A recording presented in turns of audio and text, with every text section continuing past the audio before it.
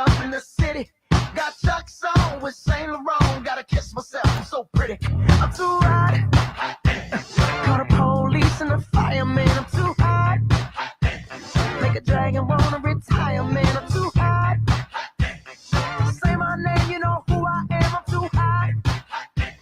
And my band about that money. Break it down. Girls hit you, hallelujah.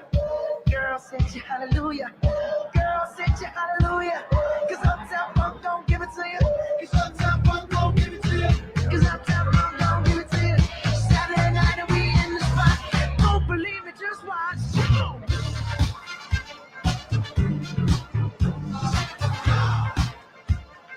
Don't believe me, just watch.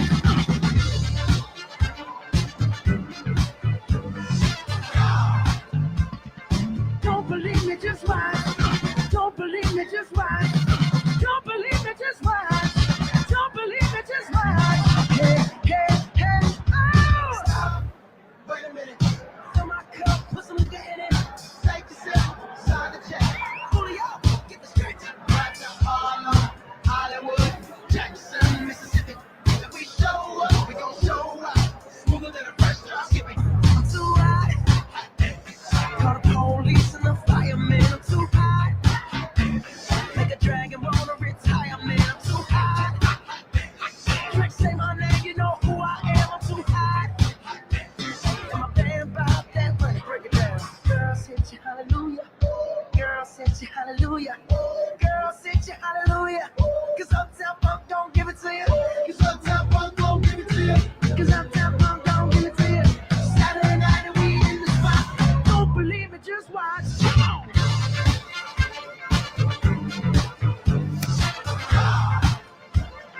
Don't believe me, just watch.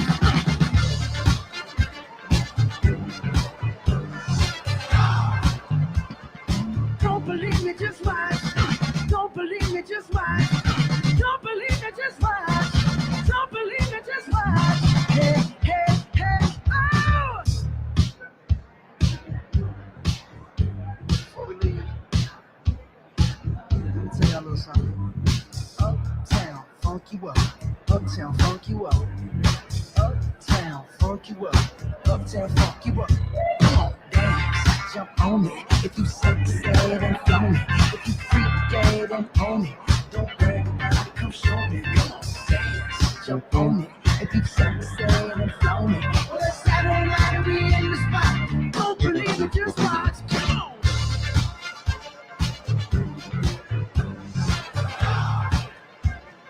Don't believe it, just watch.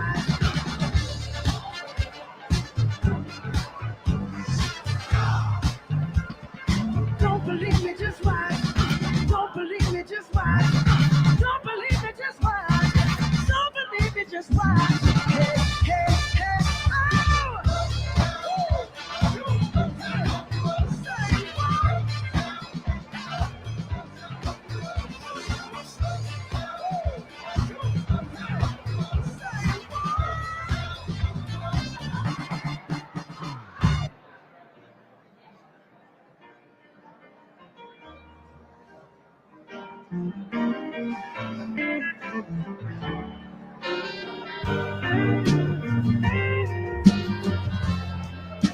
Champion cleaning all the windows, singing songs about it, soul. And I hear blue strains of no regretting on. Across the street from Cathedral northbound. Meanwhile, back in San Francisco, trying hard to make this whole thing blend. Yeah, the silicone is jagged. Story block with you, my friend. And it's a long way to Buffalo. It's a long way to Belfast City too. And I'm hoping that Joyce won't blow the hoist. Cause this time they bit off more than they can chew.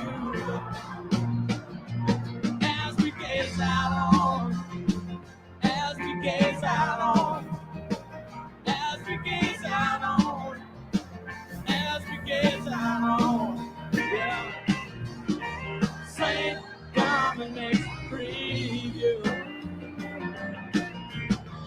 Saint Dominates preview. Saint Dominates preview.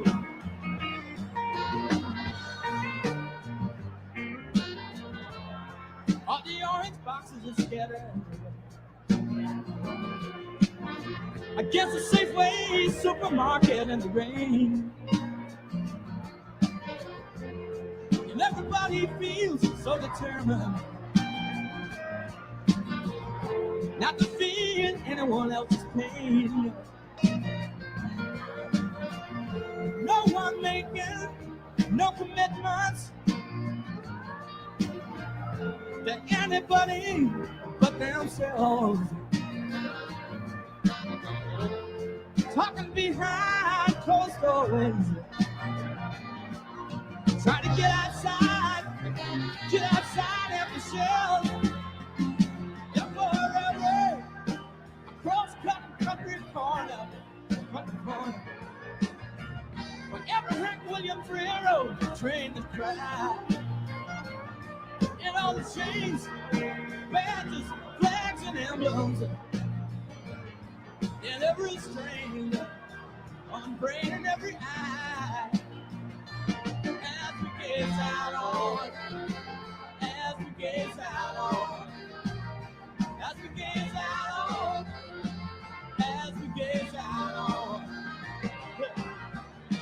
Saint Dominic preview. Look at the man. Saint Dominic preview. Look at the man. Saint Dominic preview.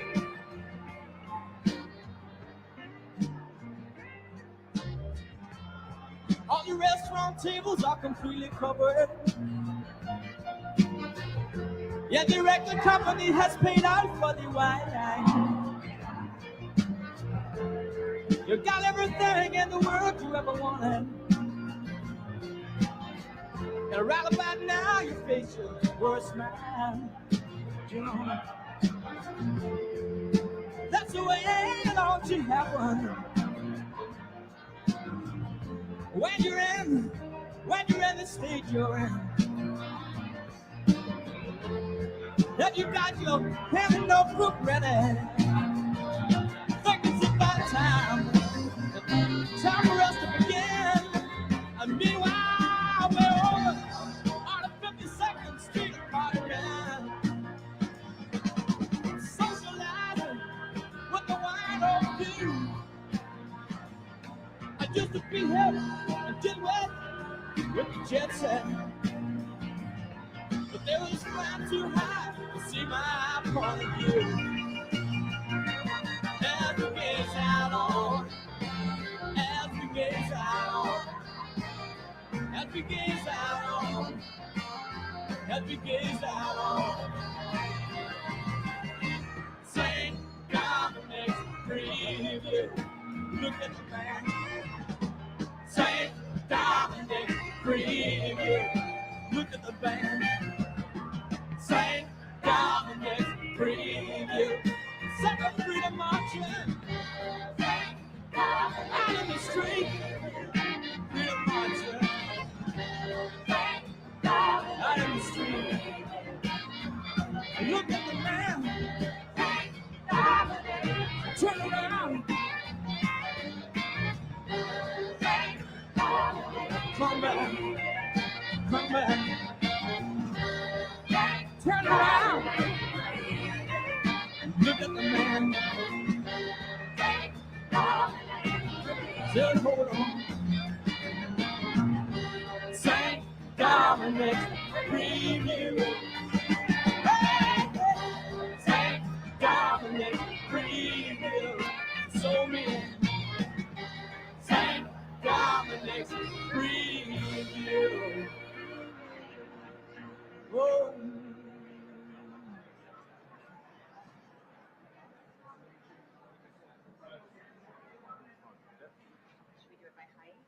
Yeah, by height, respectively. Yeah. Okay, so I'm shorter for sure.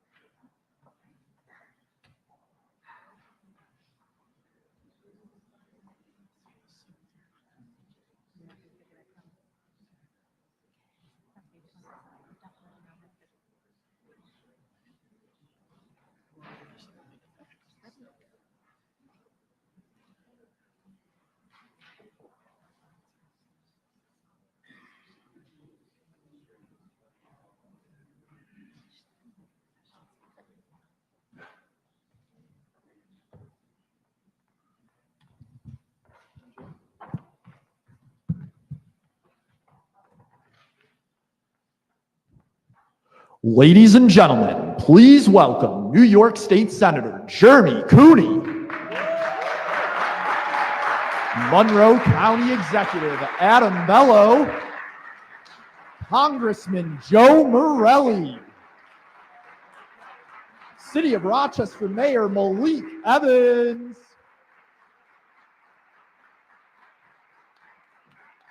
and now, please stand and join me in giving a warm Rochester welcome to the 57th governor of the great state of New York, Governor Kathy Hochul.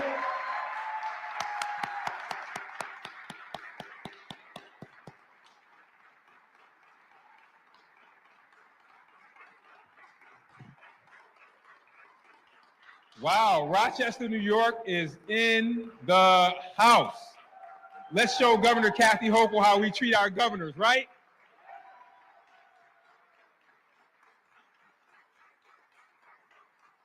I told the governor I know I got to be brief because I know we got to get back because she's got to get to Albany and get it done. She's in the fourth quarter. I know she's a big Bills fan, and we're on the 1-inch yard line, and it's time to push it through. And I know that the governor will do that today. I'm honored to kick off today's event and welcome Governor Kathy Hochul to Rochester to talk about the affordability agenda in her budget proposal. I also want to thank Julia Tedesco for hosting us here and recognize our Congressman Joe Morelli, County Executive Adam Bello, and Jeremy Cooney, who you will hear from in a second. A budget is more than a spending plan. It's a statement of priorities. And when it comes to Governor Hochul's fiscal 2025-26 executive budget proposal, it is even more than that. It is a statement of values. And this budget serves as an unequivocal statement that the governor's highest priority and number one value is the people of New York State and making sure they not only have the means to survive, but actually thrive. From putting more money on pockets of New York families through tax refunds, a middle-class tax cut, and the expansion of the child's tax credit, to investing in our streets and roadways to fill potholes and keep vehicles out of auto repair shops, to providing local municipalities and school districts with resources they require to provide the best possible service to their constituents, to investing in public safety and the elimination of gun violence.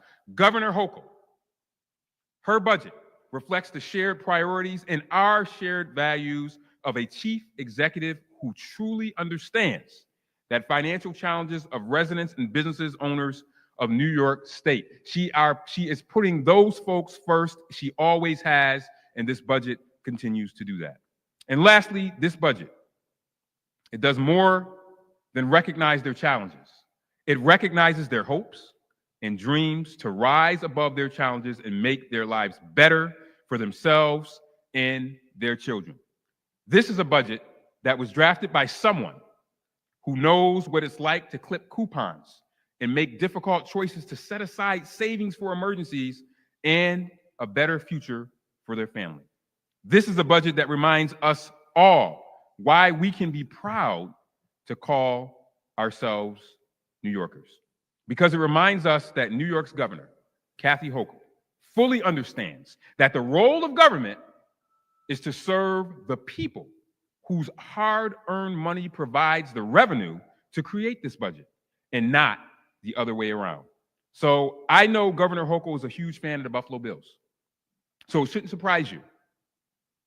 It shouldn't surprise any of us that her leadership of New York State right now, especially the leadership that is reflected in the priorities and values outlined in this year's budget proposal, reminds me, especially when you look at what's going on in the world and our country, of the Marv Levy's famous quote, "Where else would you rather be right now?" And I can tell you where I'd rather be right now, in New York State with a governor like Kathy Hochul. Ladies and gentlemen, our governor, Kathy Hochul.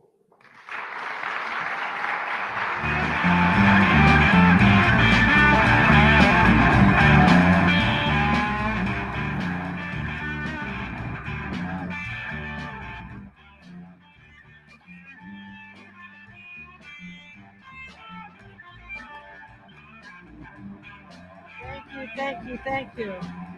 Thank you, Mayor. All these Buffalo Bills references, all I can think of, you said we're almost in the end zone. I'm in Rochester to make sure we get the tush push. Okay.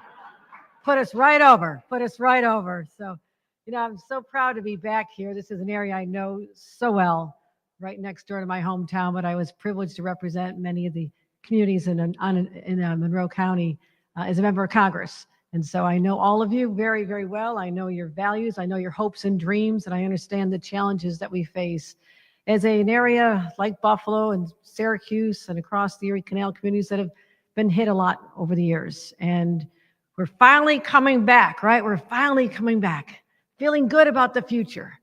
And all of a sudden, we're starting to feel like uncertainty and that anxiety, that pit in your stomach that I felt growing up in the 70s and 80s when all you saw in the headlines were businesses leaving. And we don't want to go back to that. We want to make sure that our businesses are strong as ever, that this is a strong manufacturing part of our state, it's part of our DNA, part of our legacy. But also it's about the families who start here, those who found a life here, that we just welcome and want them to feel part of the quality of life that is second to none here. So I'm so happy to be back here once again. And Mayor, I want to thank you. Malik Evans has been an extraordinary partner of mine. We've had challenges. We've worked together to fight crime in particular, and I want to commend you on the incredible reduction in crime in the city of Rochester. I watch the numbers all the time. We're down about 28% in gun violence. That's extraordinary. That could have been up 28%. Let's give our mayor a round of applause.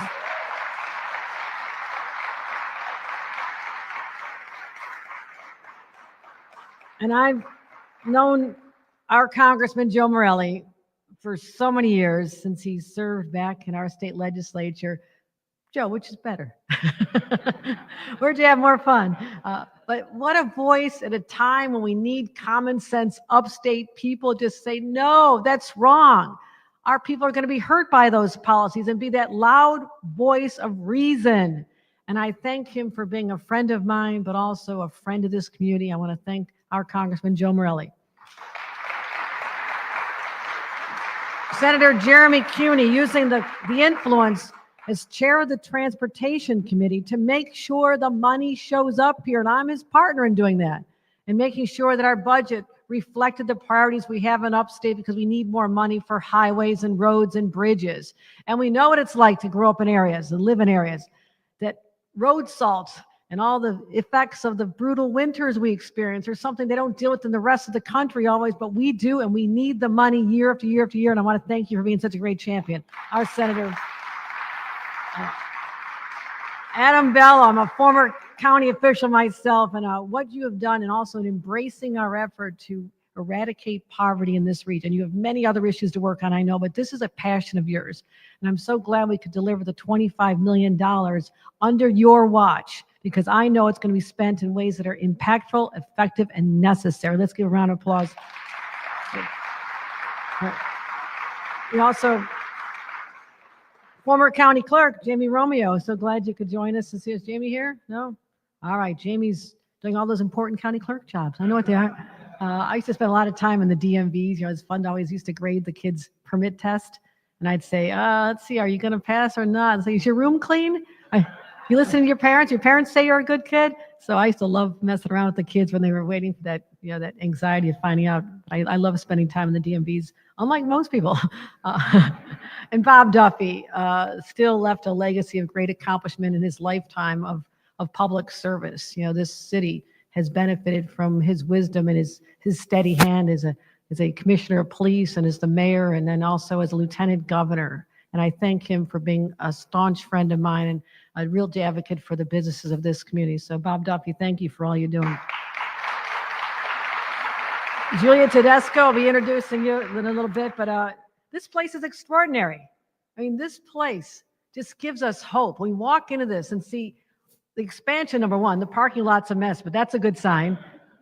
But also all the people here, all the volunteers, all of you are committed to lifting up hundreds of thousands of people who rely on this every single year, now more than ever.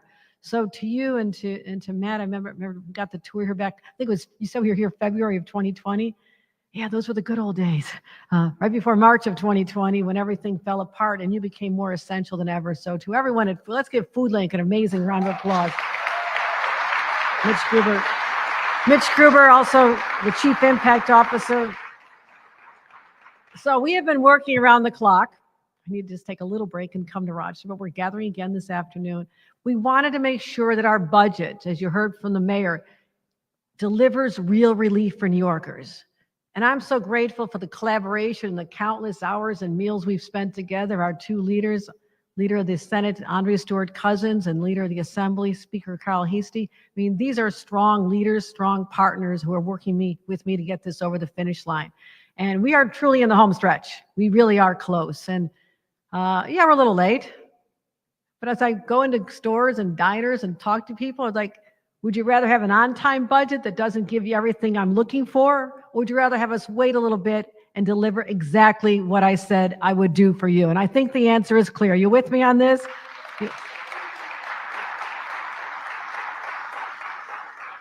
But this is, you know, Rochester knows what it's like to be in a fight, right? You know, you've been down, been knocked around a little bit, and you know how to stand together through adversity and challenges, whether it's public safety issues or jobs that are sometimes leaving, but so many more are coming. These are good days for us. But right now, we're living in really frightening times. And I, for one, am not an alarmist. I've seen everything. So when I say these are frightening times, I know what I'm talking about because there's such turmoil in Washington right now. And the effect of these tariffs, I mean, my gosh, we are just feeling like we're hitting our stride. You know, people are coming back. We got Micron down the road, and we've got companies coming to Batavia, and all this synergy created with this innovation supply chain that's Rochester is almost dead center. I mean, this is where it's going to be happening. And now everybody has to step back and say, wait, can I still make that investment in that expansion? Because how much are my supplies that are coming in from, guess what, our friends in Canada, they're our friends, or coming over from Mexico or coming over from other countries, and how much more is it going to cost me, and can I still really do that? All I know is that expansion means more jobs. When you grow up in upstate New York, jobs are the most priceless thing you can get because that means you're going to be able to take care of your family. And maybe you're going to need help here in the beginning, but maybe you won't. Maybe someday you'll come back as a volunteer at FoodLink. That's the dream we want for everyone. When we start losing jobs because people won't expand because of the uncertainty, I mean, look at what happened with the stock market, and we lost $10 trillion from our economy. Yes, if you're a business person trying to decide what to do, you're going to step back a little bit. And that's not good for us. Our economy is being upended even as we're sitting here. And those who check their 401k every day, those who are getting closer to retirement, I mean, what does that do to your psyche? Like, wait a minute, this wasn't supposed to happen. It's like having decades of hard-earned cash stolen right out of your pockets. And anybody here from GM? All right, Dan, how are you? Thought you might be here. Dan Maloney, great friend of mine. I mean, what they're saying down there, they're not sure what's going to happen. Lost wages, fewer hours, results of a lot of factors going on, but certainly tariffs are playing into this. I mean, I've stood with you on the lines. I know how hard your guys work. I know what it's all about. Those are good paying jobs, the same kind of job that lifted my grandfather and my parents out of poverty. Those good union manufacturing jobs, you're working with your hands and good dignified work. We want to make sure we have more of those jobs, not fewer.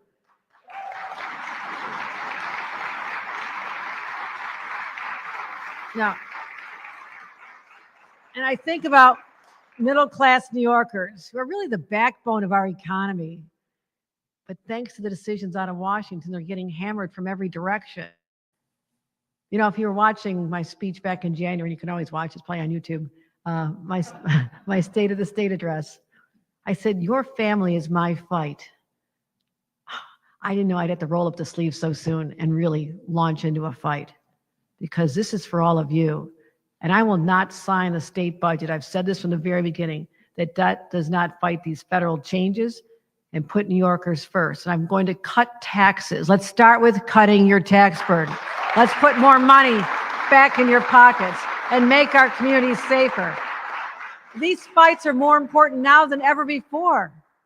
You know, there's people in this room, the people who use this place, who benefit from FoodLink.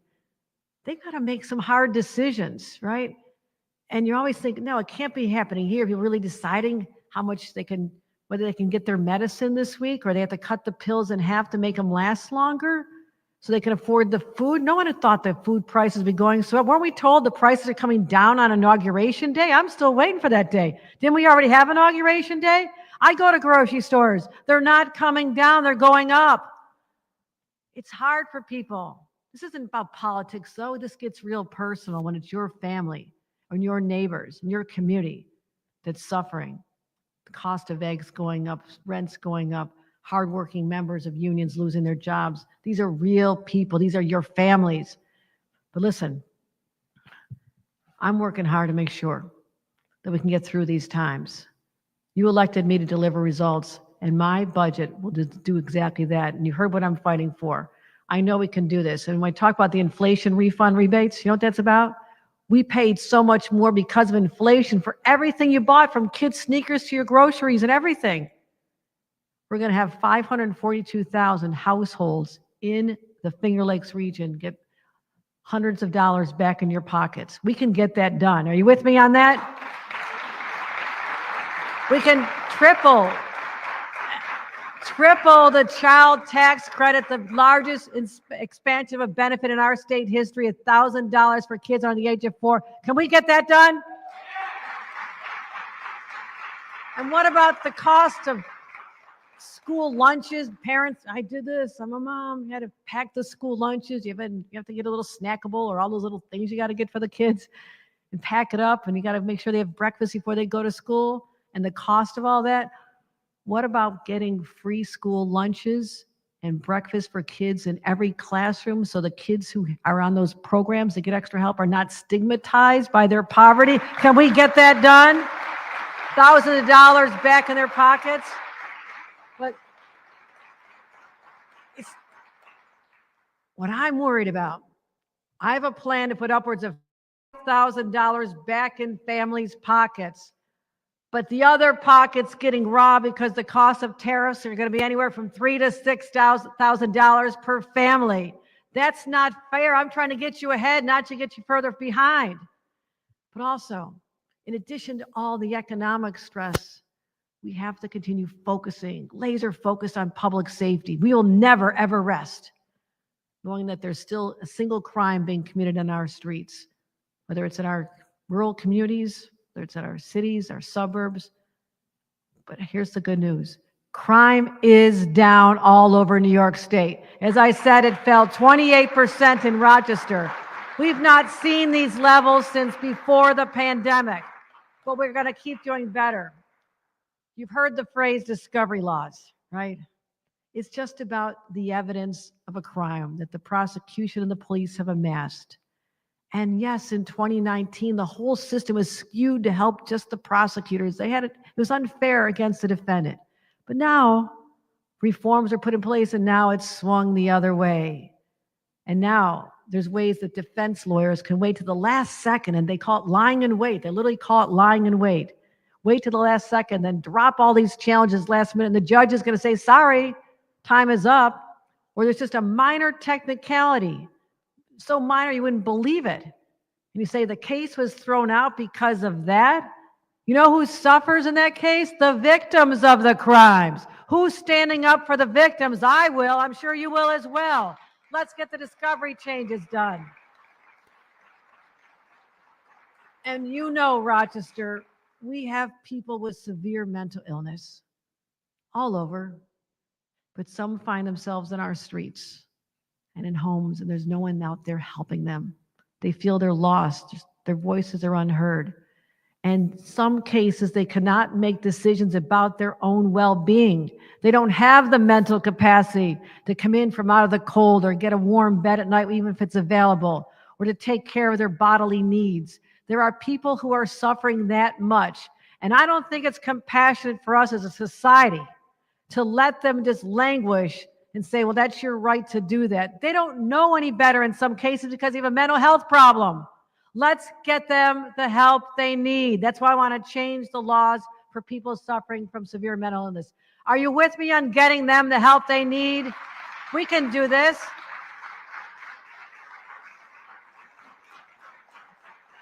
Now, as I said, I'm not backing down. I love a good fight. Can't be an upstate or New Yorker, upstater, without knowing how to fight, right? You've got to be scrappy to survive. The winters are a little tough. It just starts right there. But we're resilient. We're so resilient. We know how to get through these times. And I will not sign a budget that does not focus on affordability. I will not sign a budget that does not focus on public safety. And I'm asking you to join me today. And I'm saying, let's just stop talking. Let's act. I will get back to Albany. You do your part. You help support my efforts, because if we settle for the status quo, if we say the fights are too hard, we can't get it done, well, then what good are we doing? Why are we sitting in these seats? It's our job to deliver for New Yorkers, and that's exactly what I'm doing with your help. So I'm asking you today, are you with me in this fight? Are you with me? Are you with me? All right, let's get it done. Let's get it done. Thank you, everybody. Thank you very much. Thank you. Let's get it done. And now, thank you, everyone. Thank you very much. Thank you. I want you to hear from Food Link's Whitley Hasty and have her tell you why this place is so important to me personally, why it's important to our communities, and why it's important to our fellow neighbors here in the Monroe County and Finger Lakes region. Whitley.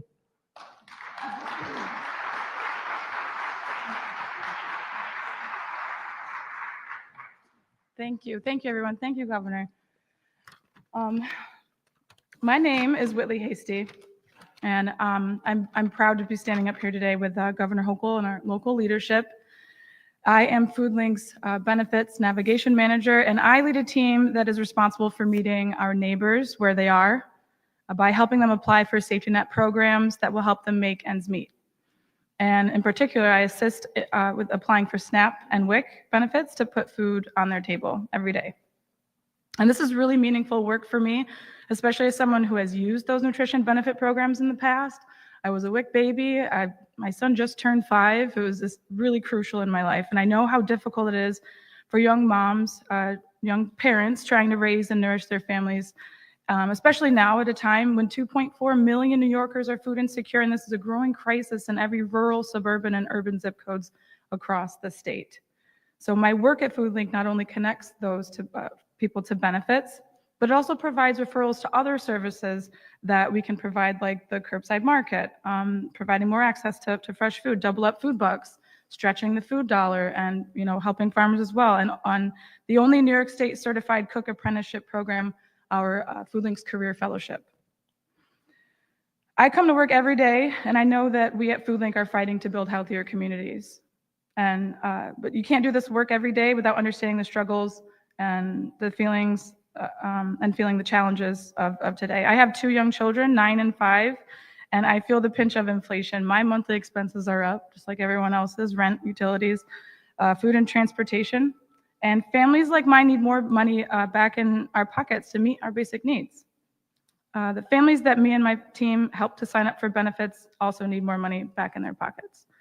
And that's why I'm so grateful that the New York State budget is going to provide direct support for moms like myself in the form of the expanded child tax credit and universal school meals. Policies and programs like these will definitely help my family and all of the families that FoodLink serves on a regular basis. And thanks, Governor Hochul and the New York State Legislature for getting it done.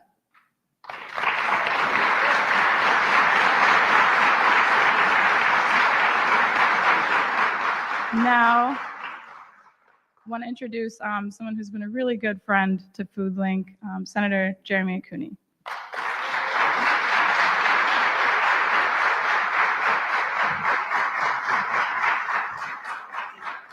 Thank you, Whitley. Let's give her a big round of applause. Her and her entire team at FoodLink doing the work for us day in and day out. We're grateful for your work and your entire team, and Julia and Mitch and the entire team here at FoodLink. I want to talk about leadership. Governor's right. It is time to get this done and to deliver big for Rochester, for Monroe County, for the Finger Lakes region, of course, for all New Yorkers. But when we talk about leadership, especially in this day and era, we know that some politicians choose to lead by fear, trade wars, undermining our courts and our fair elections process, stirring up conflict among diverse people. Sound familiar? But the better leader, the leader that New York deserves, sets a positive vision and brings people together to make sure that we are delivering on the promises by those who count on us to get the work done. My friends, that's Governor Kathy Hochul. I see it firsthand every day in Albany. She's smart, she's persistent, and she's hardworking. I was there when the governor gave her State of the State address, and she means what she says. These are not just talking points. These are what New Yorkers need and deserve from their leaders. And affordability isn't just a buzz term. It's a critical need that so many people here in Monroe County need. 50% of our children live below the federal poverty line. This is not a new talking point for any of us in this room. We know that. We're ashamed of it. But we can do something about it. We can pass this budget. We can reinvest in families. We can make people believe that government is there to do good again. And so I'm so proud to work with our governor, to work with the Democratic majority in the state Senate, my colleagues and our local delegation, to work together on a good budget, a budget that this governor set out to bring us together to do. So we're going to get back in our cars, we're going to head back to Albany, and we're going to get this budget done with your help. And I'm just so grateful for all of you here in pushing us to do the right thing for Rochester, Monroe County, and all New York. Thank you.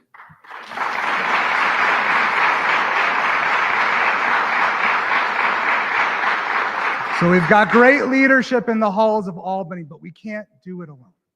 We need great leadership right here in our local communities, and our next speaker is that great leader from Monroe County. Please welcome County Executive Adam Bello.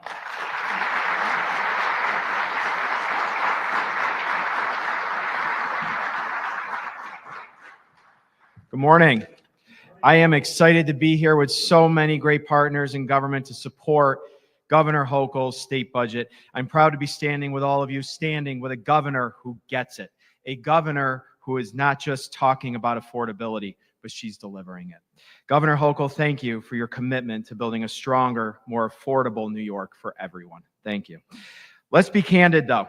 Families across Monroe County, across the Finger Lakes, and across New York are feeling the squeeze. Prices are up from housing, groceries, childcare, even healthcare. Life has continued to get more expensive.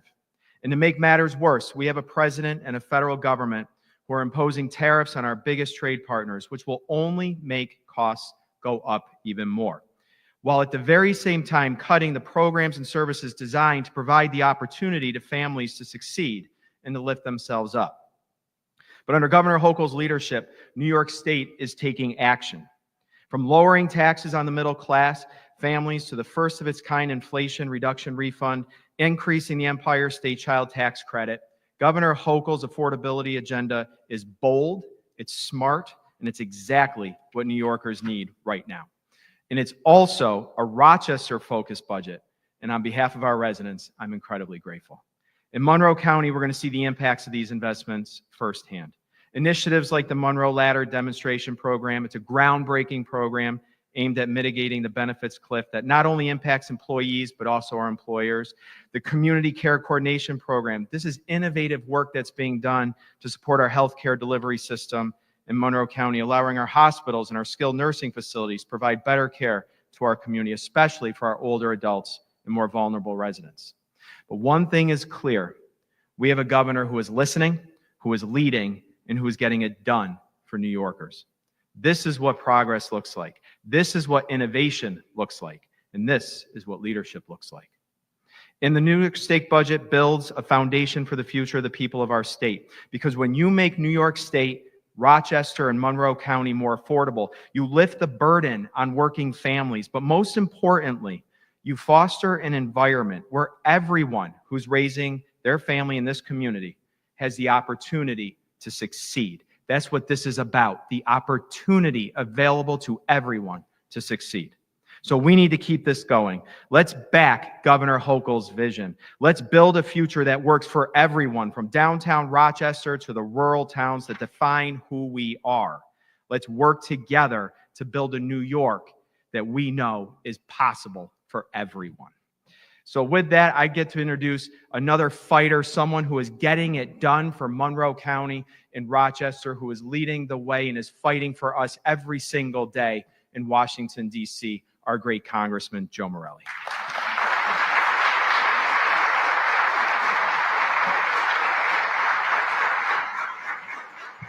Good morning. Wow, what a great group of people here gathered. And I want to start by thanking my dear friends Julia and Mitch, Whitley, all the folks at FoodLink. This is an extraordinary organization, and we are incredibly proud of the work that you do. And I know these are tough times, but you do it always with great professionalism and great passion for the people you serve. So let's give FoodLink a big round of applause.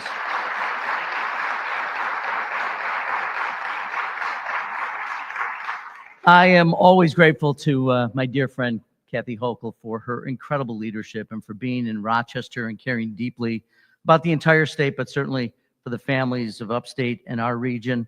And it's always great to have her here. And I want to thank the county executive and the mayor, Senator Cooney, Bob Duffy, all of you here joined together, so many dear friends.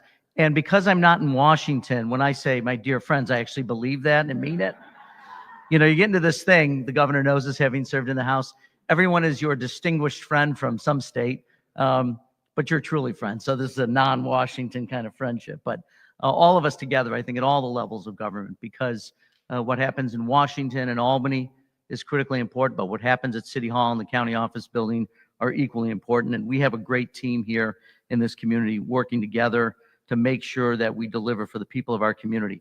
And we're here today, and yes, I do miss you, Governor, miss being in Albany, and particularly these days, I miss being in Albany. You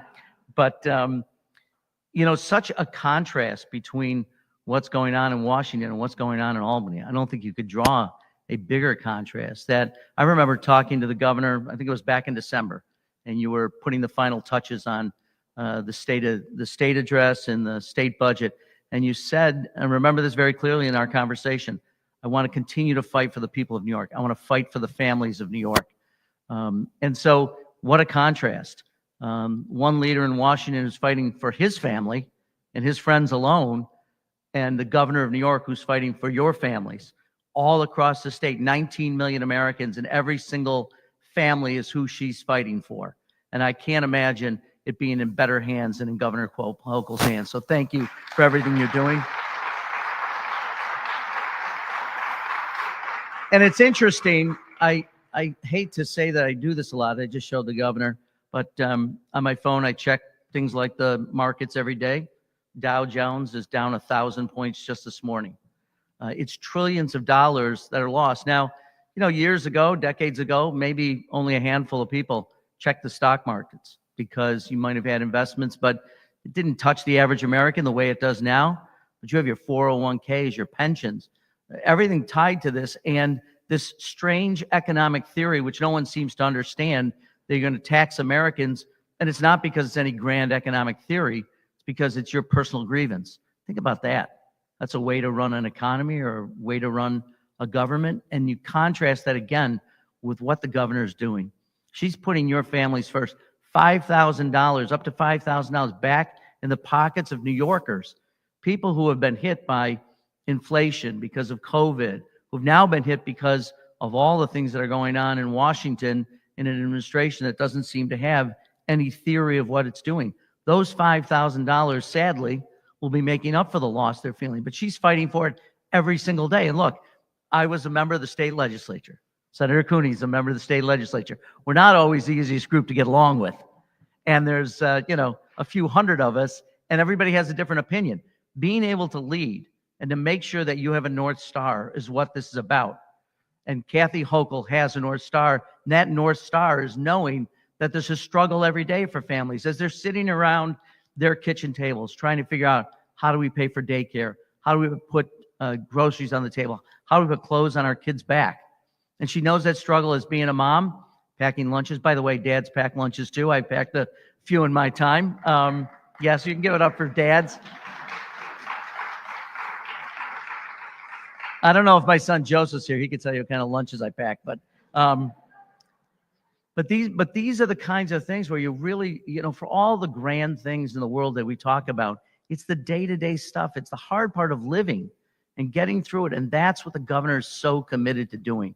And she has not varied from this a single day that I've known her, whether it was her running as when she was the county clerk in Erie County or when she was representing us in the House of Representatives, but certainly as governor of New York, every day thinking about what your families are going through. What a contrast to what we see. And making sure our communities are safer every single day. And I see our friends from the Sheriff's Department who do such a great job, and the people in law enforcement in this community who deserve a big round of applause.